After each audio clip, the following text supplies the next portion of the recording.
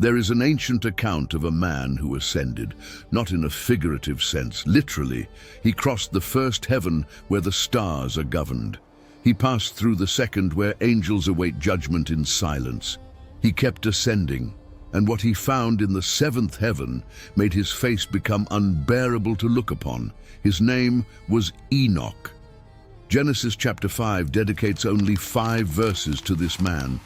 365 years of life compressed into a few lines. The text says, Enoch walked with God, and then he was no more, because God took him. No explanation, no detail, just the record that a man disappeared from the face of the earth without experiencing death. In all of biblical history, only 2 people received this privilege. Elijah was the second, taken in a chariot of fire centuries later. Enoch was the first. And unlike Elijah, Enoch left detailed records of what he saw on the other side. Ancient texts preserved by Jewish and early Christian communities tell what Genesis silenced. The Book of Enoch, also called First Enoch, circulated widely in the centuries preceding Christ's birth. The second Book of Enoch, known as the Slavonic, preserved even more detailed traditions about the celestial journey. Fragments of these texts were found among the Dead Sea Scrolls in 1947, proving that entire communities studied and preserved them as sacred scripture. And what these texts describe is disturbing. Enoch crossed 7 heavens, one by one, each layer revealing something more astonishing than the one before. And what he found at the end transformed not just his understanding, but his very physical nature. The first heaven was the closest to earth, but do not think of it as simple atmosphere. Enoch describes a vast cosmic reservoir where snow, ice, dew and rain are stored in immense deposits. These were not random meteorological phenomena. They were administered resources. Specific angels governed these elements, releasing them upon the earth according to precise divine commands. Every storm that has ever fallen upon humanity was first authorized there. Every drought that devastated crops was first decreed at that level. The stars were also there, but not as modern astronomy describes them, not as balls of burning gas millions of kilometers away. Enoch saw them as living entities, each with its designated orbit, each under direct angelic supervision. 200 stellar regents, according to the text, administering the movement of the celestial bodies that humanity observes every night without understanding what they are really seeing. Every constellation had its governor. Every star had its name known in heaven. What appears as random chaos seen from Earth is absolute order seen from above. But there was something disturbing at this first level that Enoch did not expect to find. He saw the treasuries of the elements, immense deposits containing everything that would be poured out upon the earth, both for blessing and for judgment. The same waters that irrigated crops and sustained life were the same that could drown entire civilizations. The same winds that cooled the summer heat were the same that could destroy cities. And the angels who administered these treasuries showed no emotion, no compassion, no hesitation, only mechanical obedience to commands that came from above. When the order came to release flood, they released flood. When the order came to withhold rain, they withheld rain. They did not question, they did not negotiate, they executed. The second heaven completely changed the tone of the journey. When Enoch crossed into this layer, the light disappeared. It was not ordinary darkness. It was not simply the absence of sunlight like an earthly night. It was darkness as substance, as physical presence, as if the darkness itself had weight and texture. And within this oppressive density, Enoch began to distinguish figures, forms suspended in silence, angels in chains, awaiting judgment. The text of 2nd Enoch is specific about who these figures were. They were the Watchers, part of the group that abandoned their celestial position and descended to earth in the days before the flood. The book of Genesis chapter 6 briefly mentions the sons of God who saw the daughters of men, that they were beautiful, and took wives for themselves of all whom they chose. That enigmatic passage gains brutal context in Enoch's account. 200 angels, led by one called Semyaza, made a pact on Mount Hermon. They would descend together. They would take human wives together, and they would suffer the consequences together. The consequences were before Enoch's eyes in the second heaven. These beings who once shone with celestial glory now hung in chains of darkness, without light, without hope, without a deadline for release. When they perceived Enoch's presence, something extraordinary happened. They pleaded, they asked Enoch to intercede for them before God. Celestial beings who existed before the creation of man, who had beheld the Creator's face, who knew mysteries that no human would ever dream of, now begging a man who had lived only 365 years to speak on their behalf. Enoch carried the request. He ascended to the throne. He presented the plea of the fallen angels. The answer was no. The judgment was sealed. There would be no appeal. There would be no sentence reduction. Those who abandoned their celestial position would remain there until the great day of final judgment, when they would be cast into an even worse fate. The darkness of the second heaven was merely the waiting room. The third heaven presented a contrast so brutal that Enoch could barely process what he was seeing. On one side, he saw paradise, not the earthly Eden that Adam lost, something infinitely superior. Gardens that made any earthly landscape look like a rough sketch. Trees with fruits that no human tongue could describe, not because they were indescribable in themselves, but because no words had been created for colors, flavors, and textures that do not exist in the lower world. Fragrances that penetrated not just the nose, but the very soul. Perfumes that communicated peace, joy, complete satisfaction. 300 angels of light guarded this place, continuously singing praises that never repeated. Each song was new, each melody original. Thousands of years of uninterrupted worship and no repetition. It was the destiny reserved for the righteous after death. Enoch saw the prepared places, not as an abstract concept, as physical reality waiting for occupants, mansions not built by human hands, specifically adapted for each soul that would arrive. But the third heaven was not only paradise. To the north, Enoch saw something that chilled his transformed soul, a place of torment prepared for those who dishonored God on earth. Terrible cold and burning fire coexisting in the same space, defying all known physical logic. Ice that burned, flames that froze, angels of terrible appearance administering specific punishments for specific sins. The text details categories and consequences. Those who practiced sorcery faced one type of torment. Those who oppressed orphans and widows, another. Those who blasphemed against God, yet another more severe. Those who corrupted children, the worst of all. It was not a generic description of hell as a theological concept. It was a detailed catalogue. Enoch saw faces. He heard screams. He witnessed what awaited those who rejected the available light. The coexistence of paradise and torment in the same heaven was not accidental. Enoch understood that the proximity was intentional. The righteous in paradise could see the place of torment. The tormented could see paradise. The mutual vision intensified both the gratitude of the saved and the agony of the lost.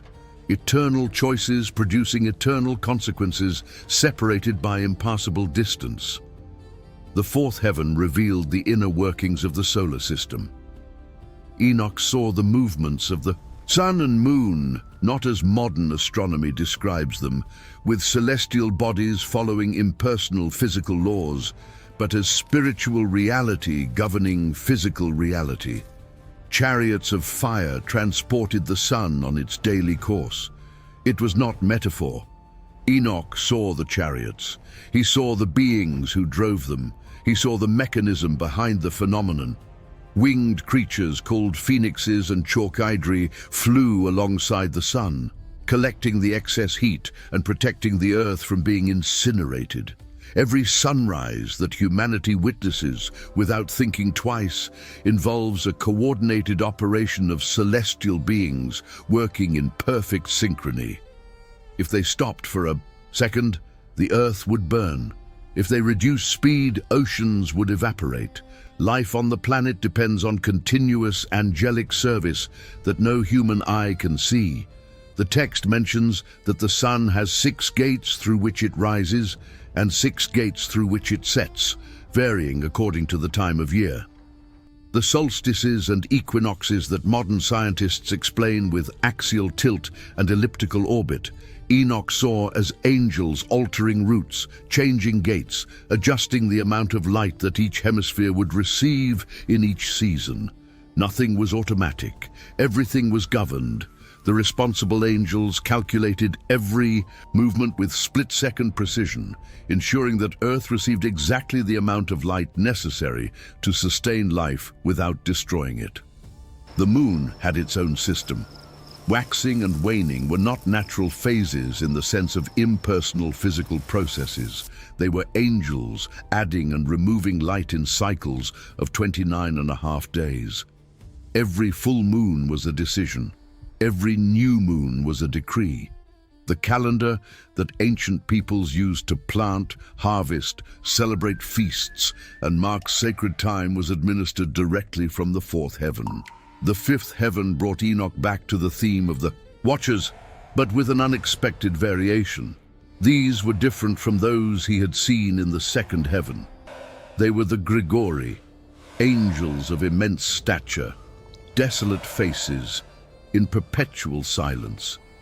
They were not chained in darkness. They were free to move, but they did not move. They remained motionless in eternal mourning. Their story was tragic in a different way. They had refused to participate in the complete rebellion of their brothers who descended to Mount Hermon. They did not take human wives. They did not father the giants who corrupted the earth, but they also refused to worship. They had stopped, simply stopped, neither completely fallen nor completely faithful. They were trapped in an intermediate state of spiritual paralysis, refusing both rebellion and worship. When Enoch found them, they were weeping, not with visible tears, but with deep groans that seemed to come from inner dimensions that humans do not possess. They lamented for their brothers who had fallen more deeply. They felt the loss, but they could not take the step of return. Something kept them stuck. Enoch did something unexpected. He encouraged the Grigori to resume worship. He spoke to them. He exhorted. He challenged. And the text says they eventually obeyed. They began to sing, but the account makes clear that this singing did not have the same quality as the faithful angels that Enoch would encounter in the higher levels. It was the song of broken beings trying to rebuild what they had lost. Fractured melody, limping worship, better than silence, but infinitely inferior to what they once knew. The 6th heaven intensified everything Enoch had experienced up to that point. The light was brighter. The order was more complex. The beings were more elevated. Enoch found 7 groups of radiant angels, each group with a specific and irreplaceable function in the administration of the cosmos. The first group supervised the movements of the stars, coordinating the 200 stellar regents of the 1st heaven, ensuring that no orbit deviated, no star went off course. The second group administered the cycles of the sun and moon, synchronizing the workings of the 4th heaven with absolute precision. The third group governed all life on Earth, not just human, but every animal, every plant, every organism that breathes or grows. The 4th group recorded everything, every birth, every death, every human action, every word spoken, every thought conceived. Celestial scribes working uninterruptedly, filling books that never ended. The fifth group studied nature in all its details, cataloging every species, every variation, every adaptation. Scientists of heaven who knew creation infinitely better than any earthly researcher would ever know. The sixth group governed nations and peoples, influencing kings, raising empires, toppling tyrants, all according to decrees that came from the seventh heaven. Daniel chapter 10 would mention centuries later the prince of Persia, who resisted an angel for 21 days. Enoch saw the structure behind that conflict.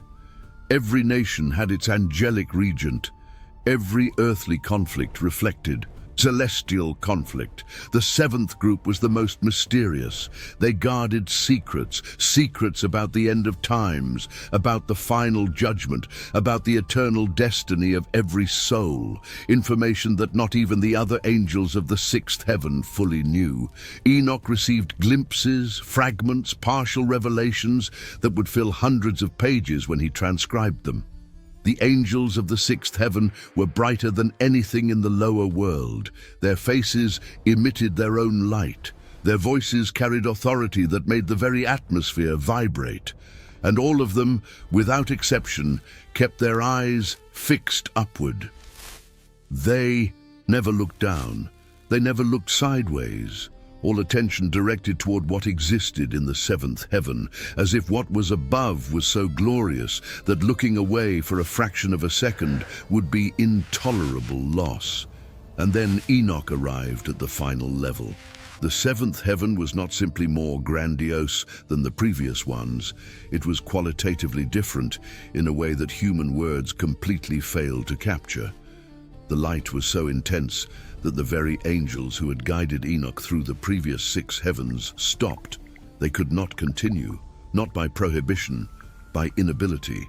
They told Enoch that only the most elevated archangels could approach what lay ahead, and even they approached with covered faces. Enoch describes having seen the throne of God, not as a piece of celestial furniture, as a manifestation of the divine presence itself taking visible form. Flames that consumed nothing, ice that never melted, colors that do not exist in the human visible spectrum, colors for which no names exist because human eyes have never beheld them. The throne was surrounded by rivers of fire that flowed and ebbed like living tide, and around the throne, thousands upon thousands of angels in concentric circles. Each circle closer to the center was more luminous than the one before. Each circle sang in different frequencies, and when the songs combined, the resulting sound made the songs of the lower heavens seem like distant whispers. It was not music in the earthly sense. It was transcendent communication, worship as language, praise as breathing. The seraphim were there, beings with 6 wings each, exactly as Isaiah would describe centuries later in his own vision. With 2 wings they covered their faces, because not even they, beings created specifically to dwell in the divine presence, could look directly at the glory without protection. With 2 wings, they covered their feet in absolute reverence, recognizing their own unworthiness, even as holy creatures. With 2 wings they flew, sustaining perpetual movement around the throne, never stopping, never resting, never diminishing the intensity of worship, and they cried out without ceasing, "Holy, holy, holy is the Lord of hosts. The whole earth is full of his glory." The triple repetition was not redundancy, it was necessity. No single word could capture the absolute holiness they beheld. So they repeated, and each repetition revealed a new layer of meaning. Holy in power, holy in justice, holy in love, holy in wisdom, holy in eternity, holy beyond any category that created minds could conceive. The cherubim were also there, creatures with multiple faces, each face representing a different aspect of creation. Face of a lion, majesty of the wild animal kingdom. Face of an ox, strength of the domestic animal kingdom. Face of an eagle, sovereignty over the aerial realm. Face of a man, rationality that crowns visible creation, eyes everywhere, in front, behind, on the wings, on the entire body. Nothing escaped their sight. Nothing was hidden. Wheels. Within wheels, spun beside the cherubim, as Ezekiel would describe with almost identical details in his vision by the river Chebar. The wheels moved in directions that seemed impossible, forward and sideways simultaneously, without turning in the conventional sense. The spirit of the cherubim was in the wheels, and wherever the spirit wanted to go, the wheels went, and the cherubim along with them. Enoch contemplated all of this with terror and fascination mixed together.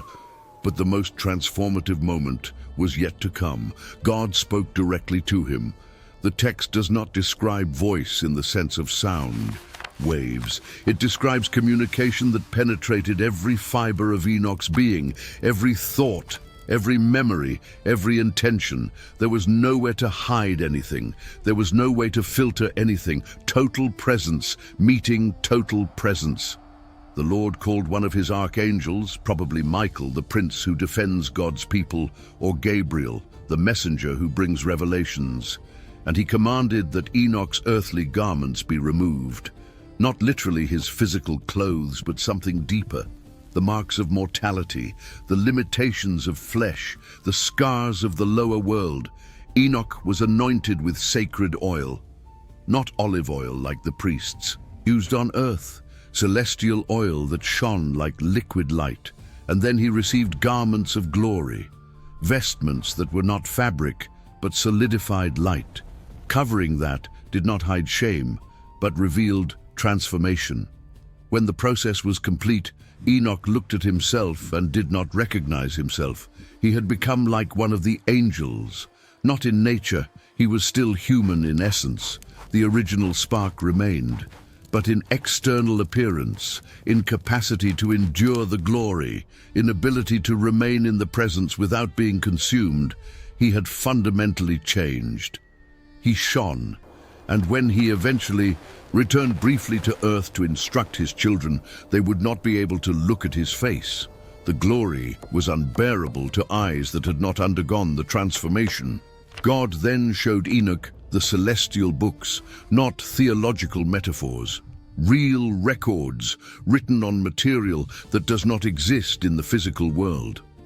All of human history, from the first day of creation to the last breath of the last human being, was already written. The past, the present, the future. Everything recorded in details that made Earth's most complete archives look like childish scribbles. Enoch received the task of uncopying these records, 366 books, according to the text, each one containing secrets about specific aspects of creation, celestial astronomy, spiritual geography, angelic hierarchy, history of nations, destiny of souls, signs of the end, events of judgment. Enoch wrote without stopping, and what he wrote would circulate among peoples for millennia. The revelation included the celestial calendar, not the lunar calendar of 354 days that Israel used, not the solar calendar of 365 days that the Egyptians preferred. A sacred calendar of 364 days divided into 4 perfectly equal seasons, 13 weeks per season, exactly 91 days, each year beginning on the same day of the week, each feast falling on the same date. Absolute order reflecting the God of order who created it. There was also revelation about the Messiah. Enoch saw someone called in the text the Son of Man, a figure who existed before the creation of the material world, chosen from eternity to judge both angels and humans at the end of times. The text describes this figure sitting on a throne of glory while kings of the earth bow in terror. The powerful who oppressed the weak, losing all power. The rich who ignored the poor, losing all wealth. The wise who rejected God, losing all wisdom. Centuries later, Jesus of Nazareth would use this same title, Son of Man, more than any other to refer to himself. The scholars of the time knew the Book of Enoch. They knew exactly the weight of that expression. When Jesus said that the Son of Man would come on the clouds of heaven with power and great glory, his listeners were not thinking of figures of speech. They were thinking of Enoch, and they trembled. Enoch's journey through the seven heavens was not celestial tourism. It was not a trip to satisfy curiosity. It was intensive training for an eternal function. The text says that God established him as permanent scribe of heaven, not just recording what he saw in the celestial spheres, but also what happened on earth. Every human action, every secret thought, every word whispered in the darkness, all recorded by one who was once an ordinary man walking in the dust like any other. The temporary return to earth lasted only 30 days. 30 days to transmit what he had spent ages contemplating. Enoch gathered his sons, he summoned his grandsons, he called everyone who would listen, and he dictated, book after book, revelation after revelation, warning after warning. Methuselah, his son, received the sacred responsibility of preserving the writings for future generations. The biblical genealogy confirms that Methuselah lived longer than any other human ever recorded, 969 years, time enough to ensure that the message survived until the flood, time enough to transmit the manuscripts to Noah, time enough for Enoch's voice to continue echoing even after he disappeared. After the 30 days, Enoch was taken again, this time definitively. The text describes a cloud descending from the open sky, chariots of fire appearing on the horizon, angels in formation surrounding Enoch while his children watched helplessly, unable to approach because of the glory radiating from their transformed father. Enoch ascended, the cloud received him, the chariots transported him, and he was never seen on earth again. Later, Jewish tradition developed theories about Enoch's final destiny. Some texts claim that he was transformed into the archangel Metatron, the angel of the presence, considered the highest in the celestial hierarchy after God himself. Others contest this, arguing that humans cannot become angels. The debate has continued for millennia. What no one contests is the extraordinary fact recorded in Genesis chapter 5, verse 24. Enoch walked with God and was no more because God took him. Hebrews chapter 11, verse 5 expands. By faith Enoch was translated so that he should not see death, and was not found because God had translated him.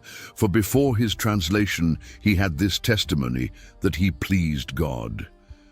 The letter of Jude, verses 14 and 15, directly quotes a prophecy of Enoch about the final judgment.